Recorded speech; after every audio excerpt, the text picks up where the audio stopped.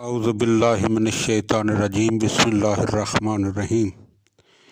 شیخ عباس قمی علیہ الرحمہ نے اپنی کتاب مفاتیح الجنان میں ایک روایت نقل کی کہ جس سے ثابت ہوتا ہے کہ ہفتے کے 7 دنوں کی نسبت معصومین کے ساتھ ہے۔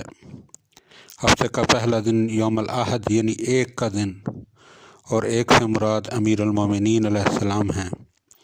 ہفتے کا دوسرا دن یوم الاثنین یعنی 2 کا دن، اور ان 2 سے مراد امام حسن علیہ السلام اور امام حسین علیہ السلام ہیں۔ اور ہفتے کا تیسرا دن یوم الثلاثہ یعنی 3 کا دن، اور جسے منگل کہتے ہیں، اور ان 3 سے مراد امام زین العابدین، امام محمد باقر اور امام جعفر صادق علیہ السلام ہیں۔ ہفتے کا چوتھا دن یوم الاربعاء یعنی 4 کا دن، اور ان 4 سے مراد امام موسیٰ کاظم، امام علی رضا، امام محمد تقی اور امام علی نقی علیہ السلام ہیں۔ اور ہفتے کا 5واں دن یوم الخمیس یعنی لشکر والے کا دن، اور اس لشکر والے سے مراد امام حسن عسکری علیہ السلام مراد ہیں۔